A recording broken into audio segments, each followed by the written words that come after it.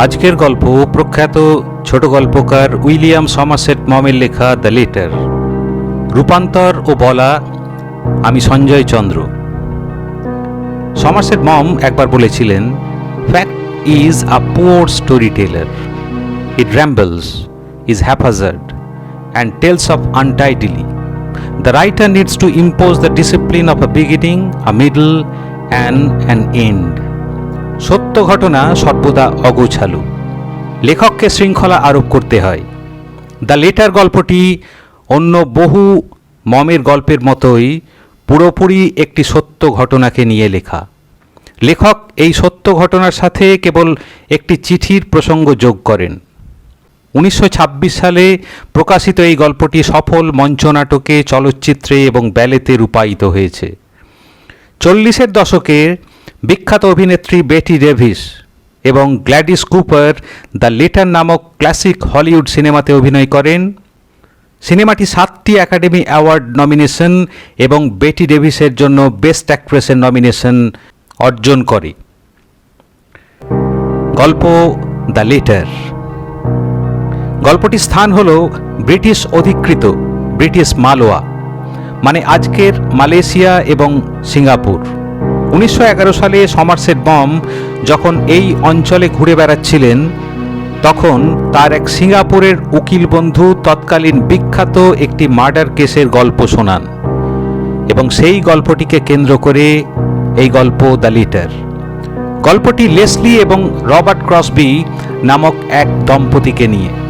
Robert ক্রসবি কাজের সূত্রে একদিন যখন বাইরে, তখন লেসলি মানে তার স্ত্রী জিওফ্রে হ্যামন্ড নামে এক প্রতিবেশী রাবার খামারের ম্যানেজার এবং ক্রসবির পরিচিত বন্ধু তাকে গুলি করে হত্যা করে। লেসলি বলে যে আত্মরক্ষার্থে সে এটা করতে বাধ্য হয়েছিল। মিস্টার হ্যামন্ড তাকে একা পেয়ে রেপ করতে চেষ্টা করেছিল। মিস্টার জয়েস, যার মুখ থেকে আমরা গল্পটা শুনি, তিনি সিঙ্গাপুরের এক খ্যাতনামা অ্যাটর্নি এবং রবার্টের বন্ধু। তিনি লেসলির হয়ে লড়ছেন আদালতে। মিস্টার জয়েস রবার্ট এবং লেসলিকে বহুদিন ধরে চেনেন, বাড়িতে যাতায়াত, একসাথে বেড়াতে যাওয়া, খাওয়া দাওয়া। রবার্টের রবার চাষের খামার আছে, বেশ বড়সড়, বেশি বহুল, শক্তপোক্ত চেহারা। সারাক্ষণ উঠে হেঁটে বেড়ায়, অবসর সময়ে টেনিস খেলে, আর শিশুর মতো সরল, কম কথা বলেন, নম্র এবং ভদ্র স্বভাবের। রবার্ট ভীষণ ক্ষুব্ধ এবং বিপন্ন যে হ্যামন্ডের মতো এক অমানুষকে হত্যা করার দায়ে লেসলিকে অ্যারেস্ট করা হয়েছে। লেসলির জায়গায় অন্য যে কোনো মহিলা ওই একই কাজই করত, হয়তো 10 জনের 9 জনই পারত না। সুতরাং লেসলির সাহসকে সবার সেলাম জানানো উচিত। এই 12 বছরের বিবাহিত জীবনে সে জানে লেসলির মতো মহিলা বিরল। অ্যাটর্নি জয়েস জানায় যে জনমত লেসলির পক্ষে। শুধু জনমতই নয়, পুলিশ, আইন, বিচারক সবাই লেসলির পক্ষে। সুতরাং নির্দোষ হয়ে জেল থেকে মুক্তি পাওয়াটা শুধু সময়ের অপেক্ষা। বিচারকরা মনস্থির করেই নিয়েছেন এবং নিরপরাধ রায় ঘোষণার জন্য মুখিয়ে আছেন। আর জেলে থাকাটা ফর্মালিটি, আইনের বিধান। লেসলি খুনটা করেছে সেটা বিলক্ষণ সত্যি। সুতরাং বিচার শেষ না হওয়া পর্যন্ত হাজতবাস করতেই হবে, এটাই নিয়ম। মিস্টার জয়েসও জানেন লেসলি নির্দোষ, নিজেকে রক্ষার তাগিদেই সে খুনটা করেছে। কিন্তু একটা ব্যাপার ভেবে তার মনটা একটু খচখচ করছে। লেসলি 6টা গুলি কেন করলো? একটা, বড়জোর 2টো হতে পারে, কিন্তু 6টা। এইটা প্রসিকিউশন লয়ারের চোখ এড়িয়ে যাওয়া মুশকিল। আমি প্রসিকিউশনে থাকলে ওই ব্যাপারটাকে কেন্দ্র করেই তদন্ত করতাম, এগোতাম। কিন্তু তিনি নিশ্চিত যে চিন্তার কিছু নেই। এ পর্যন্ত বেশ কয়েকবার তিনি আইনজীবী হিসেবে লেসলির সাথে কথা বলেছেন। লেসলির শান্ত উদ্বেগহীনতা তাকে অবাক করেছে। চেহারায় হাজতবাসের অস্থিরতার কোনো ছাপ, বা 2 দিন বাদে যে তার বিচার হতে চলেছে ভীষণ সিরিয়াস একটি চার্জে, তাকে দেখে বোঝার উপায় নেই। মিস্টার জয়েস যতবার দেখা করেছেন প্রত্যেকবারই বেশ গোছানো, পরিপাটি এবং যেন হালকা রসিকতার মেজাজই দেখেছেন। প্রথমবার সে যেভাবে আর যা যা বলেছিল তার বিন্দুমাত্র এদিক ওদিক হয়নি। ঘটনার কয়েক ঘন্টা পরে ঠান্ডা গলায় যা বিবরণ দিয়েছিল তার সামান্য বিচ্যুতি ঘটেনি। লেসলির মতো লাজুক, নম্র নিরহংকার নির্বিরোধী চুপচাপ মহিলার এই রকম চাপের মুখে এই সাহস দেখে মিস্টার জয়েস ভীষণ অবাক হয়েছিলেন। সেই নিরীহ মেয়েটা এই রকম ভয়ানক কাণ্ড ঘটাতে পারে কল্পনা করা যায় না। এই ঘটনাটি এখনকার এই সাম্প্রতিক সবচেয়ে চাঞ্চল্যকর ঘটনা। ক্লাবে, পার্টিতে, কাগজে, সিঙ্গাপুর থেকে মালয়েশিয়ার পেনাং সবচেয়ে বেশি আলোচিত। মিসেস ক্রসবির বিবরণ খুবই সাদামাটা। ব্যবসার কাজে রবার্ট ক্রসবি সিঙ্গাপুর গেছে, তাই 8:45 নাগাদ ডিনার সেরে লেসলি ক্রসবি সিটিং রুমে আপন মনে সেলাই ফোঁড়াইয়ের কাজ করছিলেন। চাকর বাকররাও শুতে চলে গেছে ওই কম্পাউন্ডেরই পিছনে তাদের ঘর। বাগানে নুড়ি পাথরের বুটের শব্দ শুনে তিনি অবাক হয়েছিলেন। তার মানে কোনো সাহেব, কিন্তু কোনো গাড়ির শব্দ পাননি। এত রাতে কে এলো? সিঁড়ি বেয়ে বাংলোতে ঢুকে বারান্দা দিয়ে যে দরজার সামনে এলো, প্রথমে তিনি চিনতে পারেননি। ভেতরে আসতে পারি, গলাও চিনতে পারেননি প্রথমে। কে? চশমা খুলতে খুলতে তিনি প্রশ্ন করলেন, জিওফ্রে হ্যামন্ড। আসুন, ভেতরে আসুন। লেসলি উঠে গিয়ে অভ্যর্থনা জানালেন, হ্যান্ডশেক করলেন এবং রীতিমাফিক ড্রিঙ্কের আমন্ত্রণ দিলেন। জানালেন রবার্ট সিঙ্গাপুর গেছে। হ্যামন্ড দুঃখ প্রকাশ করে জানালো, একা লাগছিল, তাই ভাবলাম ঘুরে আসি। আগে হ্যামন্ড মাঝে মধ্যেই রবার্টের সাথে আড্ডা মারতে, টেনিস খেলতে আসতো। ইদানিং বেশ কয়েক সপ্তাহ দেখা হয়নি। হ্যামন্ড তাদের বাড়ি থেকে 8 মাইল দূরে একটি রবারের খামারের ম্যানেজার। জানালো বেশ কিছুটা দূরে গাড়ি ছেড়ে এসছে, যাতে গাড়ির আওয়াজে কারো ঘুমের ব্যাঘাত না ঘটে। এখানে রবার্ট চাষের সাথে যারা যুক্ত তারা তাড়াতাড়ি শুয়ে পড়ে, অনেক ভোরে কাজ শুরু করতে হয়। মিসেস লেসলি হুইস্কি সোডা এনে দিলেন। হ্যামন্ড নিজেই ড্রিঙ্ক তৈরি করে নিচ্ছিল আর পাইপে তামাক ভরে নিচ্ছিল। প্রায় 30-এর কোঠা উত্তীর্ণ হ্যামন্ড এখনও যথেষ্ট রূপবান। নীল চোখ, কোঁকড়ানো একমাথা চুল, লম্বা চওড়া সুপুরুষ হ্যামন্ড যুদ্ধের শুরুতেই সেনাবাহিনীতে যোগ দেয় এবং সেখানে তার ভূমিকা খুবই প্রশংসিত হয়। হাঁটুতে চোট পাওয়ার ফলে সেনাবাহিনী ছেড়ে এই কাজে যোগ দেয়া, এই মালয়ে আসা। হ্যামন্ড এই কলোনির শ্রেষ্ঠ বিলিয়ার্ডস প্লেয়ার। পায়ে আঘাত লাগার আগে সে ছিল দক্ষ নাচিয়ে ও চ্যাম্পিয়ন টেনিস খেলোয়াড়। তার হইচই আমোদে স্বভাবের জন্য সর্বত্র ছিল তার অবাধ গতি, প্রচুর বন্ধুবান্ধব, সবাই তাকে ভালোবাসত। কিন্তু হ্যামন্ডের একটা মারাত্মক দোষ ছিল, মহিলাদের প্রতি অত্যাধিক আসক্তি। সুন্দরী মহিলা দেখলেই জয় করার বাসনা নিয়ে ঝাঁপিয়ে পড়ত। বন্ধুবান্ধব, হিতৈষীরা অনেক মানা করেছিল, শেষে সেই কাল হলো। ড্রিঙ্ক নিতে নিতে হ্যামন্ড ঘোড়ার রেস, রাবারের দর, তার বাঘ শিকারের পরিকল্পনা ইত্যাদি হাবিজাবি বকতে থাকে। লেসলি চশমা সেটে আবার সেলাইয়ে মন দেয়। ওই ঠান্দি মার্কা চশমাটা আপনার মতো সুন্দরী মহিলার মুখে শোভা পায় না। লেসলি হ্যামন্ডের এই রসিকতায় খুব অবাক হন। তার সাথে হ্যামন্ডের কোনো রসিকতা সম্পর্ক নেই, ওপরে ওপরে আলাপ। ডাকসাইটে সুন্দরী হওয়ার কোনো বাসনা আমার নেই মিস্টার হ্যামন্ড। আর সত্যি বলতে কি, আপনি আমাকে সুন্দরী ভাবলেন না কুৎসিত ভাবলেন, আমি বিন্দুমাত্র ভাবিত নই। একটু কড়া করেই বললেন। হ্যামন্ড অপমানটা গায়েই মাখল না। একটা চেয়ার তুলে তার পাশে এনে বলল, সে যাই বলুন, আমি মনে করি আপনি ভীষণ সুন্দরী। সেক্ষেত্রে আমি আপনাকে চোখ পরীক্ষা করানোর পরামর্শ দেব, বেশ গম্ভীরভাবে লেসলি বলল। এর পরের ঘটনা অনেকটাই গতে ফেলা। হ্যামন্ড আবেগের সাথে প্রেম নিবেদন করলো, নাকি সে যেদিন থেকে দেখেছে সেদিন থেকেই সে তাকে ভালোবাসে, মদের ঘরে বকছে। আজ এই দীর্ঘ 7 বছরের পরিচয়ে অনেক বাড়ি তো দেখা সাক্ষাৎ হয়েছে। একবার যখন খুব অসুস্থ হয় তখন এই বাড়িতে দিন 15 এনে দেখভালও করা হয়েছিল। কই বিন্দুমাত্র এদিক ওদিক চোখে পড়েনি তো। আর একটা ড্রিঙ্ক নিতে দেখে লেসলি আতঙ্কিত বোধ করলেন এবং বারণ করলেন, লেসলি তুমি বোধহয় ভাবছো মদের ঘরে এগুলো বলছি, কিন্তু ভগবানের শপথ Leslie, I love you, I love you Leslie, I love you. আপনার এই প্রলাপ শোনার বিন্দুমাত্র ইচ্ছা আমার নেই। আপনি বাড়ি যান, নইলে আমার চাকরদের ডাকবো। লেসলি চেয়ার থেকে উঠে দাঁড়ালেন, বারান্দাতে গিয়ে চাকরদের ডাকার জন্য। হ্যামন্ড শক্ত করে তার 2 কাঁধ ধরল। ক্রুদ্ধভাবে চিৎকার করতে করতে লেসলি নিজেকে ছাড়াতে চেষ্টা করলো। চিৎকার করে ভৃত্যদের ডাকতে শুরু করলো। হ্যামন্ড এক হাত দিয়ে তার মুখ চেপে ধরল। তারপর কিছু বুঝে ওঠার আগেই হ্যামন্ড তাকে শক্ত আলিঙ্গনে বেঁধে পাগলের মতো চুমু খেতে শুরু করলো। লেসলি নিজেকে মুক্ত করার ব্যর্থ প্রয়াস চালাতে চালাতে অনুরোধ উপরোধ করতে লাগলো, কিন্তু এই শক্তিশালী মানুষটির কাছে সে বড়ই অসহায়। ভয় হচ্ছিল যে অজ্ঞান হয়ে যাবে, ধীরে ধীরে নিস্তেজ হয়ে পড়ছিল। হ্যামন্ডের উষ্ণ নিঃশ্বাসে অসুস্থ বোধ হচ্ছিল, হাতের চাপে প্রাণান্ত। হ্যামন্ড এক হ্যাঁচকায় তাকে শূন্যে তুলে বেডরুমের দিকে নিয়ে চলল। যাওয়ার পথেই একটা টেবিলে ধাক্কা খেল। কোলে লেসলির ভার আর দুর্বল হাঁটু, টলমল করে ভার সামলাতে না পেরে হ্যামন্ড বেসামাল হয়ে হুড়মুড় করে সামনে পড়ল। এক মুহূর্তে নিজেকে ছাড়িয়ে নিয়ে লেসলি ডেস্কের দিকে গেল। ডেস্কে একটা রিভলভার রাখা ছিল। রবার্টের অনুপস্থিতিতে এটা সাথে নিয়ে ঘুমানোর অভ্যেস লেসলির। পলকে হ্যামন্ড নিজেকে সামলে নিয়ে দ্রুত এগিয়ে এলো। লেসলি তখন ভয়ে জ্ঞানশূন্য, চিন্তারহিত। মনে আছে একটা গুলির আওয়াজ হলো।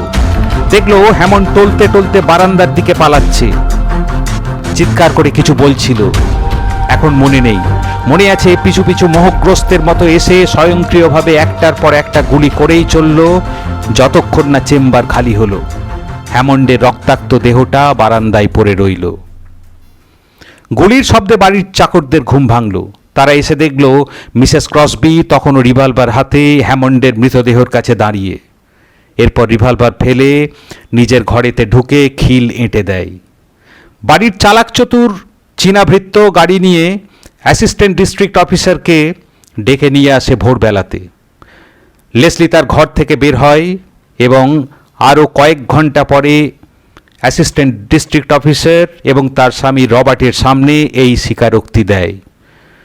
তারপর থেকে সে এই ঘটনা অনেকবার বলেছে, কোথাও এদিক ওদিক হয়নি।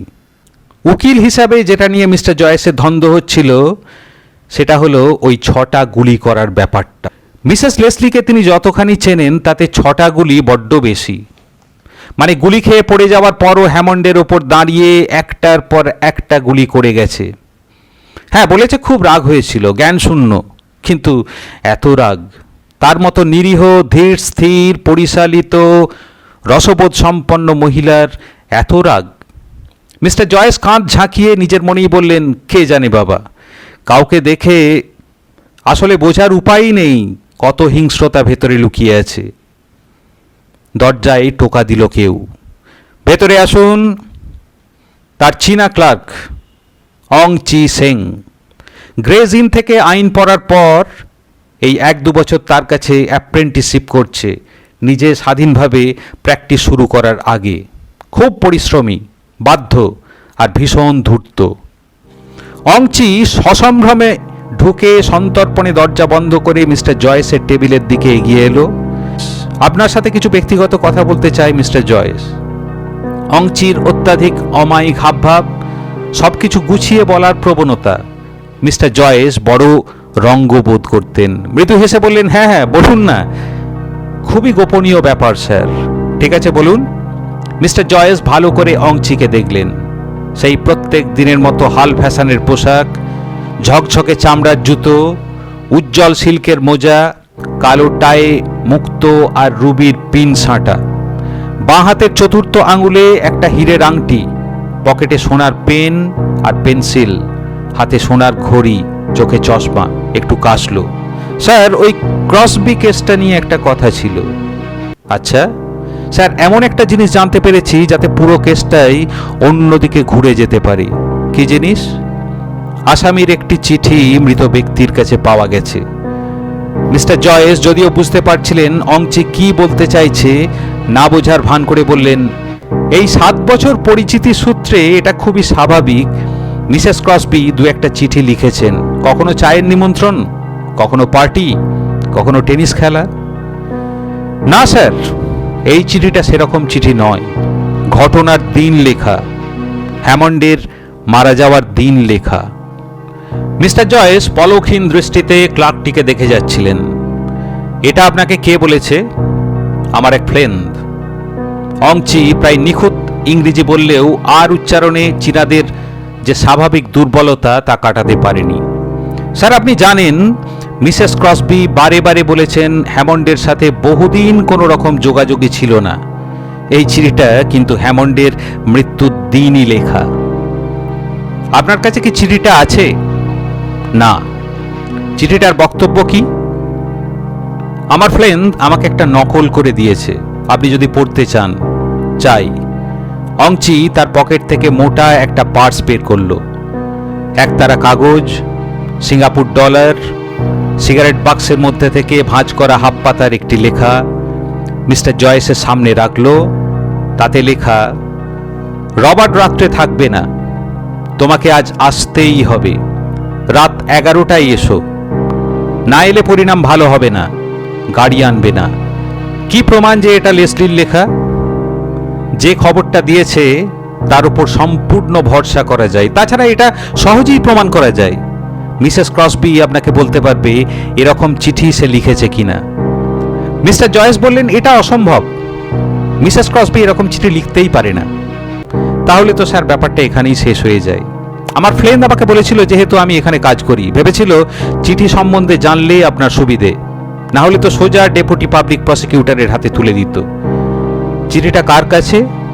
স্যার আপনি জানেন যে মারা যাওয়ার আগে এক চীনা মহিলার সাথে হ্যামন্ডের সম্পর্ক গড়ে ওঠে।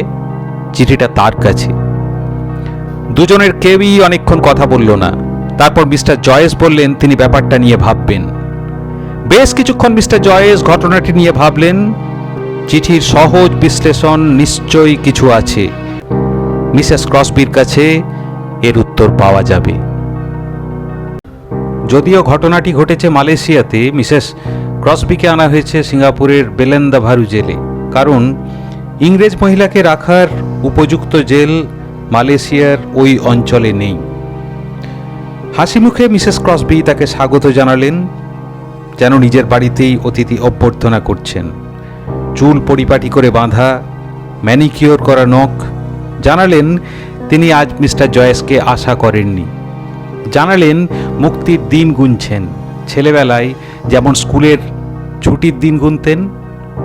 সেই শান্ত সরল মুখের দিকে তাকিয়ে মিস্টার জয়েসের মনে হলো এই চিঠির কোনো জটিল ব্যাখ্যা নিশ্চয়ই নেই, এর দ্বারা দুষ্কর্ম সম্ভব নয়। আচ্ছা মিসেস ক্রসবি ঘটনার দিন বা দু একদিনের মধ্যে মিস্টার হ্যামন্ডের সাথে কোনো যোগাযোগ করেননি, তাই তো? একেবারেই। ঘটনার বেশ কয়েক সপ্তাহ আগে এক টেনিস পার্টিতে আমাদের শেষ দেখা হয়। দুটো কথাও হয়নি। চিঠি লেখেননি? না। আপনি নিশ্চিত? হ্যাঁ, একেবারে। আপনারা তো মিস্টার হ্যামন্ডের সাথে বেশ ঘনিষ্ঠ ছিলেন, হঠাৎ এরকম কেন ছাড়া ছাড়া হয়ে গেলেন? মানুষের সম্পর্কই তো তাই মিস্টার জয়েস, নদীর মতো, কখনো ভালো কখনো অন্যরকম। মিস্টার হ্যামন্ড আসলে কিছুদিন হলো এক চীনা মেয়ের সাথে জড়িয়ে পড়ে। সেটা আমাদের সমাজে কেউ ভালো চোখে দেখেনি। রবার্টও ভীষণ ক্ষুব্ধ হয়। মিসেস লেসলি যখন কথাগুলো বলছিলেন, মিস্টার জয়েস এক দৃষ্টে তাকে লক্ষ্য করছিলেন। মনে হলো চীনা মহিলার প্রসঙ্গ তোলা মাত্র চোখে যেন একটা স্ফুলিঙ্গ খেলে গেল। আপনাকে জানানো ভালো মিসেস লেসলি যে একখানা চিঠি পাওয়া গেছে আপনার হাতের লেখায়, হ্যামন্ডের উদ্দেশ্যে, ঘটনার দিন লেখা। মিসেস লেসলি সম্পূর্ণ অস্বীকার করলেন। মিস্টার জয়েস নকল চিঠিটা দেখালেন, বললেন আসলটার হুবহু নকল এটা। অদ্ভুত নাটকীয় একটা পরিবর্তন ঘটে গেল মিসেস লেসলির শান্ত সুন্দর মুখটাতে। ফ্যাকাশে বর্ণহীন হয়ে মুখটা হঠাৎ কিরকম হিংস্র হয়ে উঠল। বিস্ফারিত চোখে এক দৃষ্টে মিস্টার জয়েসের দিকে তাকিয়ে ক্রুদ্ধভাবে জিজ্ঞাসা করল, এর মানে কি? আপনিই তো বলবেন এর মানে কি। আমি শপথ করে বলছি ও লেখা আমার নয়, এই চিঠি আমার নয়। ঠিক করে বলুন মিসেস লেসলি, কারণ যদি সত্যি সত্যিই আসল কিছু থেকে থাকে, যদি আসল চিঠি থেকে থাকে, তাহলে আমাদের ভোগান্তির সীমা থাকবে না। হালকা একটা কাঁপুনি খেলে গেল মিসেস লেসলির শরীরে। কপালে বিন্দু বিন্দু ঘাম ফুটে উঠল। রুমাল দিয়ে মুছতে মুছতে আর চোখে চিঠিটার পানে তাকিয়ে বলল, চিঠিতে কোনো ডেট নেই। কি প্রমাণ? আমি ওই দিন লিখেছি। হয়তো আমার লেখা, কিন্তু কবেকার আমি মনে করে আপনাকে বলবো। সেক্ষেত্রে আপনার চাকর বাকরদের জিজ্ঞাসাবাদ করবে, দেখবে কেউ ওই দিন চিঠি নিয়ে গিয়েছিল কিনা। প্রবলভাবে হাত মোচড়াতে মোচড়াতে চেয়ারে বসে দুলতে লাগলো মিসেস লেসলি। আমি শপথ করে বলছি কোনো চিঠি আমি লিখিনি। সেক্ষেত্রে এরকম কোনো চিঠি যদি বিরোধী পক্ষের উকিলের হাতে থাকে তার ফল ভোগ করার জন্য তৈরি থাকবেন। কথা যেন শেষ হয়ে গেছে, কিন্তু মিস্টার জয়েস ওঠার লক্ষণ দেখালেন না। মিসেস লেসলি অনেকক্ষণ চুপ করে থাকার পর জিজ্ঞাসা করলেন, এই রকম চিঠি যদি হাতে আসে তা কিভাবে আমার বিরুদ্ধে যাবে? মিসেস লেসলি, তার মানে জেনে বুঝে আপনি মিথ্যে বলছেন। হয়তো আমার মনে ছিল না, ঘটনাতে আমি এত আতঙ্কিত হয়েছিলাম যে ওটা আমার মনে ছিল না। মিসেস লেসলি সমস্ত ঘটনার পুঙ্খানুপুঙ্খ বিবরণ দিলেন, কিচ্ছুটি বাদ দিলেন না। অথচ এত গুরুত্বপূর্ণ ঘটনা বেবাগ ভুলে গেলেন, কে বিশ্বাস করবে? ভুলিনি মিস্টার জয়েস। ওই বিভৎস কাণ্ডটা ঘটে যাওয়ার পর আমি যে ওকে ডেকে এনেছিলাম বলতে সাহস হয়নি। ভীষণ বোকামো হয়েছে মানছি, কিন্তু তারপর আর বলতে সাহস হয়নি। যদি চিঠির কথা স্বীকার করেন মিসেস লেসলি, সেক্ষেত্রে আপনাকে যুক্তি দিতে হবে আপনি কেন মিস্টার হ্যামন্ডকে ঠিক ওই দিন, যেদিন রবার্ট বাড়ির বাইরে, সেই দিন রাত্রিবেলা ডাকলেন। জল ভর্তি চোখে মিসেস লেসলি মিস্টার জয়েসের দিকে তাকালো। রবার্টকে একটা সারপ্রাইজ গিফট দিতে চেয়েছিলাম। পরের মাসেই ওর জন্মদিন। জানতাম একটা বন্দুক পেলে সবচেয়ে খুশি হবে, কিন্তু যেহেতু ওইসব ব্যাপারে আমি কিছুই বুঝি না, হ্যামন্ডকে ডেকেছিলাম, ও আমার জন্য এনে দেবে। মিসেস লেসলি, আপনি একবার চিঠির লাইনগুলো আরেকবার পড়ুন। রাত্রি 11টায় আসতে বলেছেন, না এলে পরিণাম ভালো হবে না। আচ্ছা, কোনো ভদ্রমহিলা কি এইভাবে কোনো পরপুরুষের সাথে কথা বলেন? মানছি আমার শব্দ প্রয়োগ যথাযথ হয়নি, মাঝে মধ্যেই আসলে একটু বেশি ইমোশনাল হয়ে পড়ি। আর হ্যামন্ড খুব একটা পরপুরুষও নয়। ওর অসুস্থতার সময় মায়ের মতো ওর খেয়াল নিয়েছি। আমি চাইছিলাম রবার্ট না থাকতে থাকতেই যেন ও আসে, কারণ রবার্ট চাইতো না ও বাড়িতে ঢুকুক। মিস্টার জয়েস অনেকক্ষণ একইভাবে বসেছিলেন। এবার একটু উঠে দুবার হেঁটে চেয়ারে হেলান দিয়ে খুব গম্ভীরভাবে বললেন, দেখুন ম্যাডাম, আজ সকাল পর্যন্ত কেসটা অত্যন্ত সহজ সরল ছিল। হ্যাঁ, সামান্য একটু জটিলতা ছিল। যুক্তি দিতে হতো যে কিভাবে আপনার মতো ধীর স্থির শিক্ষিতা রুচিশীলা একজন মহিলা পরপর 6টা গুলি চালালো, যার মধ্যে 4টে হ্যামন্ড মাটিতে পড়ে যাওয়ার পর। ভাবতে কষ্ট হয় যে এতখানি অস্বাভাবিক রাগের বশবর্তী হয়ে আপনার মতো একজন এরকম কাজ করতে পারে। এত সত্ত্বেও হ্যামন্ডকে দোষী প্রমাণ করে আপনাকে নিরপরাধ প্রমাণ করা একদমই কঠিন ছিল না। তাছাড়া ওই চীনা মহিলার সাথে ঘনিষ্ঠতার ফলে এখানকার ইংরেজ সমাজ হ্যামন্ডের উপর যথেষ্ট খাপ্পা। মিসেস ক্রসবি সন্ত্রস্ত হয়ে প্রত্যেকটি কথা শুনছিলেন। মিস্টার জয়েস বলে চললেন, এই চিঠিটা পুরো কেসটাকে একটা সম্পূর্ণ নূতন মাত্রা দিয়েছে। আপনার আইনজ্ঞ হিসেবে আমার কর্তব্য আপনার গল্পটিকে, সেটিকে আমি বিশ্বাস করি বা না করি, আদালতে তোলা, সপক্ষে যুক্তি দেখানো এবং আপনাকে নির্দোষ প্রমাণ করা। সুতরাং আপনি যদি ঠিকঠাক গল্পটা বলেন তাতে আমাদের সকলের সুবিধে। মিসেস ক্রসবি কিছুক্ষণ ইতস্তত করে জিজ্ঞাসা করলেন, ওরা কি প্রমাণ করতে পারবে আমার চাকর চিঠিটা নিয়ে গেছিল? অন্যদেরকে কখনো নিজের থেকে বোকা ভাববেন না ম্যাডাম। এতদিন পর্যন্ত কারো সন্দেহ ছিল না। এই চিঠি প্রত্যেকের মনে সন্দেহের সূচনা করবে। সুতরাং আপনাকে ফাঁসি কাঠ থেকে বাঁচাতে আমার যা প্রয়োজন সেই তথ্যটুকু আশা করি গোপন করবেন না। মিসেস ক্রসবি এবার ভয়ে ছিটিয়ে গেলেন। একটা তীক্ষ্ণ চিৎকার করে স্প্রিংয়ের মতো উঠে দাঁড়ালেন। আপনার কি মনে হয় ওরা আমাকে ফাঁসিতে ঝোলাবে? ঝোলাতেই পারে, যদি প্রমাণ হয় যে আপনি আত্মরক্ষার্থে হ্যামন্ডকে খুন করেননি। তখন আপনার বিরুদ্ধে খুনের অভিযোগ আনা হবে, যার শাস্তি মৃত্যু। প্রায় দম বন্ধ করে লেসলি বলল, কিন্তু ওরা কি প্রমাণ করতে পারে সেটা তো বলতে পারছি না, কিন্তু একবার যদি ওদের সন্দেহ জাগে, ওরা নেটিভদের জিজ্ঞাসাবাদ করে আসল ঘটনা ঠিক বের করবে। মিস্টার জয়েস ধরতে পারার আগেই মিসেস লেসলি সংজ্ঞা হারিয়ে মেঝেতে পড়ে গেলেন। জ্ঞান ফিরলে অঝরে কাঁদতে শুরু করলেন।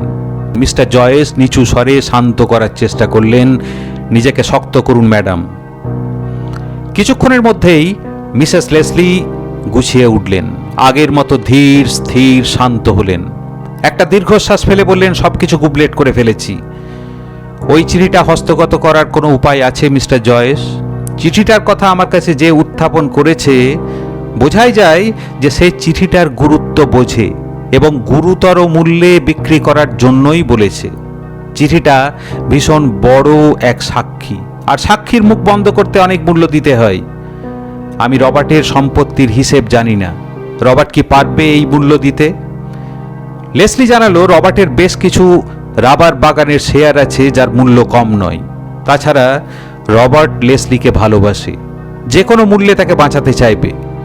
লেসলি অনুরোধ জানালো সে যেন রবার্টের জন্য, যে রবার্ট তার বন্ধু, সহজ সরল সহৃদয় এক মানুষ, তার যন্ত্রণার কথা ভেবে মিস্টার জয়েস যেন তাকে বাঁচান।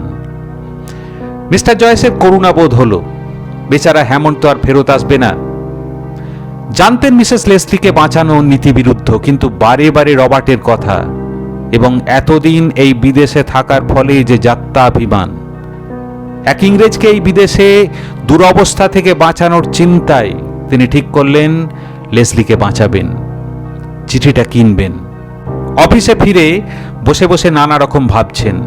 দরজায় দুটো টোকা পড়ল, এটার জন্যই অপেক্ষা করছিলেন। অংচি। স্যার, টিফিন করতে যাচ্ছিলাম। আচ্ছা, ঠিক আছে। স্যার, কিছু কি বলার আছে? মিস্টার রিডের সাথে কালকে একটা অ্যাপয়েন্টমেন্ট নেবেন। অংচি যেতে উদ্যত হলো। দরজার কাছে গিয়ে লম্বা লম্বা আঙুল দিয়ে হাতল ধরে বেরোতে গিয়ে পিছনে তাকালো, যেন কিছু মনে পড়েছে। স্যার, আপনি কি আমার ফ্রেন্ডকে কিছু বলবেন? কোন ফ্রেন্ড? মিস্টার জয়েস ন্যাকা সাজলেন। স্যার, মিসেস ক্রসবির ওই চিঠি নিয়ে। ও হ্যাঁ, ভুলেই গেছিলাম। মিস্টার জয়েস চিঠিটা পকেট থেকে বের করে অংচিকে বাড়িয়ে দিলেন। মিসেস ক্রসবি ওই দিন এরকম কোনো লেখা অস্বীকার করেছেন, তিনি কিছুই লেখেননি। তিনি বলেছেন যে তিনি কিছুই লেখেননি, এটা জাল চিঠি। অংচি অমায়িক মুখে বলল, তাহলে তো ডেপুটি পাবলিক প্রসিকিউটরকে চিঠিটা তুলে দিলে আপনার কোনো আপত্তি থাকবে না? না, একদমই না। কিন্তু তাতে আপনার বন্ধুর কি লাভ হবে? স্যার, ন্যায় বিচারকে সহায়তা করাই তো আমাদের কর্তব্য, তাই না? ঠিক ঠিক ঠিক মিস্টার অং, এটা তো সবার কর্তব্য। দুজন দুজনকে দেখল, একে অন্যের খেলা পরিষ্কার বুঝতে পারছিল। অং বলল, স্যার, সামান্য আইনের যেটুকু জ্ঞান আমার আছে তাতে এটা স্পষ্ট যে এই চিঠি আপনার ক্লায়েন্টের পক্ষে মারাত্মক। আপনার জ্ঞানের উপর আমার সম্পূর্ণ আস্থা আছে মিস্টার অং। স্যার, আমার ফ্রেন্ডদের মারফত ওই চিঠি যদি আমরা হস্তগত করতে পারি, আপনার কেসটা অনেক সহজ হয়ে যাবে। আপনার বন্ধু কত টাকায় রফা করতে চান মিস্টার অং? সোজাসুজি প্রশ্ন করলেন মিস্টার জয়েস। স্যার, সেই চীনা মহিলা যার কাছে এই চিঠি, তিনি চিঠিটা হাতছাড়া করতেই চান না। অশিক্ষিত, চিঠির গুরুত্বই বোঝে না। আমার ফ্রেন্ড অনেক বুঝিয়ে টুঝিয়ে রাজি করেছে। $10,000 1 পয়সা কমে মহিলা এখন চিঠি ছাড়বে না। 10,000? সর্বনাশ, সে তো অনেক। রবার্ট কি পারবে দিতে? আমি 5,000 1 পয়সা বেশি দিতে বলতে পারবো না। স্যার, মিস্টার রবার্টের বেশ কিছু দামি শেয়ার আছে বেটং আর সেলান্টাং রাবার এস্টেটে। আমার এক বন্ধু এই $10,000 এগুলো সিকিউরিটির বিনিময়ে ধার দেবে। মিস্টার রবার্ট স্ত্রীকে ভালোবাসেন, তিনি স্ত্রীকে ফাঁসি কাটে উঠতে দেখতে পারবেন না। আপনার অনেক জানাশোনা মিস্টার অংচি। হ্যাঁ স্যার। মিস্টার জয়েস বুঝতে পারছিলেন মিস্টার অং পরিচ্ছন্নভাবে হোমওয়ার্ক করেছেন। সে জানে রবার্ট সর্বোচ্চ ওই টাকাটা দিতে সমর্থ, সুতরাং সে কোনো দরাদরিতে নেই। ঠিক হলো, ওই দিন রাত 10টায় $10,000 নিয়ে মিস্টার জয়েস ক্লাবের বাইরে দাঁড়াবেন। অংচি তাকে সেই চীনা মহিলার কাছে নিয়ে যাবে। লাঞ্চের সময় মিস্টার জয়েস রবার্ট ক্রসবির সাথে দেখা করলেন। খুব ক্যাজুয়ালভাবে বলল, এই রবার্ট, একটা বাজে ব্যাপার ঘটে গেছে জানো তো। লেসলির লেখা একটা চিঠি পাওয়া গেছে হ্যামন্ডকে ওই দিন রাত্রে আসার কথা জানিয়ে। তাই নাকি? কিন্তু সে তো অসম্ভব। লেসলি তো বলেছে বহুদিন হ্যামন্ডের সাথে কোনো যোগাযোগ করেনি। আমি তো জানি বেশ কয়েক মাস হ্যামন্ডকে আমরা দেখিইনি। কিন্তু রবার্ট, সত্যিটা হলো এই রকম একখানা চিঠি আছে। তোমার জন্মদিন উপলক্ষে গিফট কেনার জন্য হ্যামন্ডকে ডেকেছিল, কিন্তু ঘটনাটির পর বলতে সাহস হয়নি। রবার্ট কিরকম হতবম্ব হয়ে চুপ মেরে গেল। মিস্টার জয়েস রবার্টকে ঘটনাটা বলতে পেরে স্বস্তি বোধ করলেন, কিন্তু রবার্টের চুপ মেরে যাওয়া দেখে রবার্টকে একটা আকাট বলে মনে হলো লেসলির আচরণে তো তার ফেটে পড়া উচিত ছিল, কিন্তু তবুও এই সরল লোকটার প্রতি তার ভীষণ একটা মমত্ব বোধ হলো। এবার মিস্টার জয়েস টাকার কথা পারলেন। রবার্ট, যদি এই চিঠি প্রসিকিউশনের হাতে যায় তার কি ফল হবে বলা খুব মুশকিল। রবার্ট, তুমি শুধু আমার ক্লায়েন্ট নও, বন্ধুও বটে, তাই আমি বলবো ওই চিঠিটা কিনে নিতে। মূল্য কম হলে তোমাকে বলতাম না। কত টাকা? $10,000 আজ রাত্রের মধ্যে। এরপর বেশিরভাগ সময়টাই মিস্টার জয়েস কথা বলে গেলেন।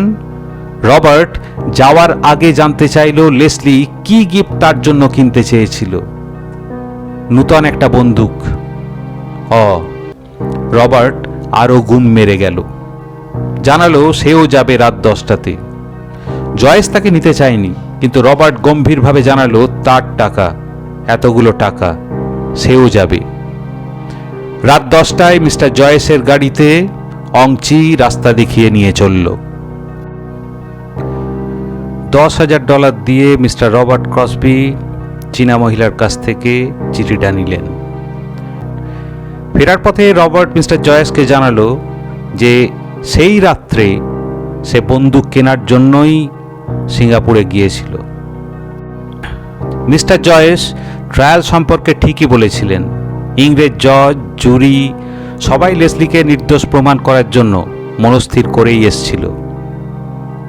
লেসলি তার গল্পটা আর একবার বলল। বিরোধী পক্ষের উকিলও লেসলির হয়ে কথা বলল।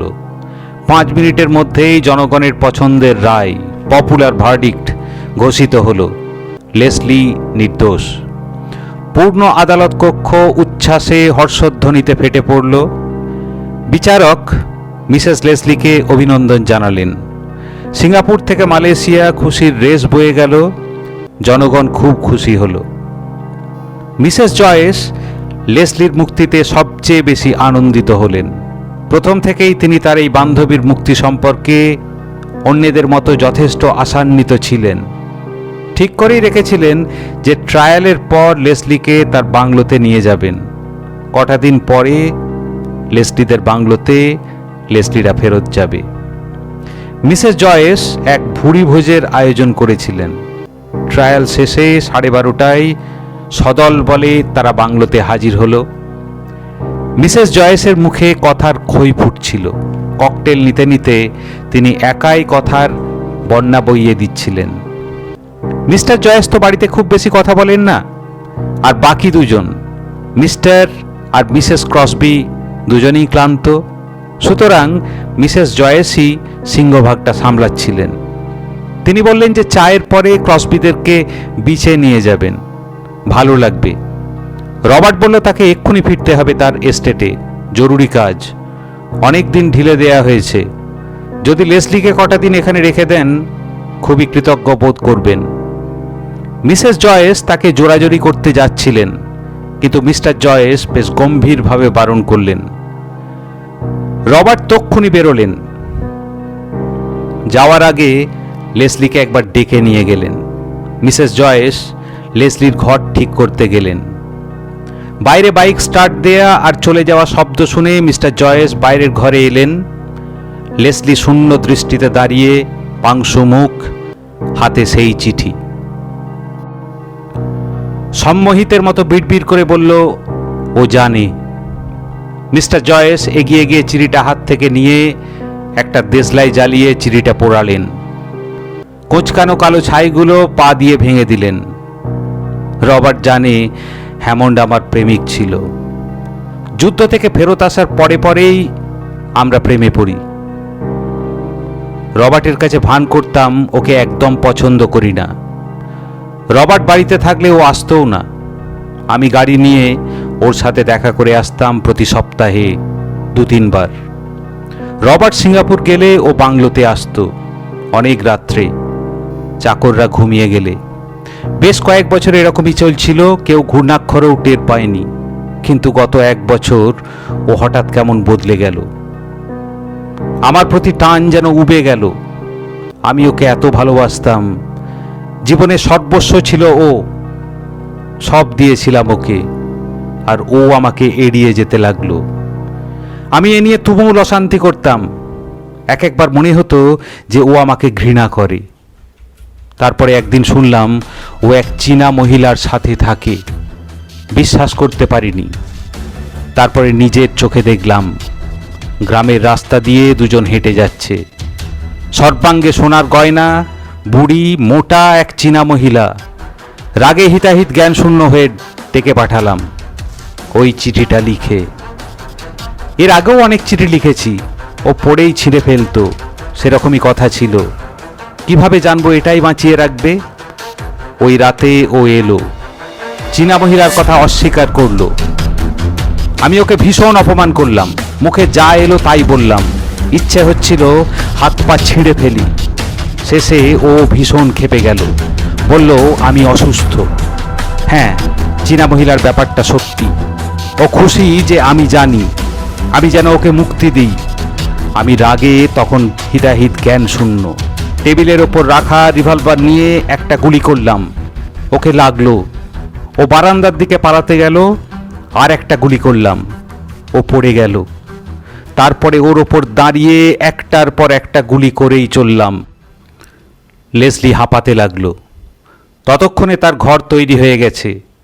মিসেস জয়েস তাকে ভেতরে ডাকছেন। গল্প শেষ হলো। শোনার জন্য অনেক ধন্যবাদ।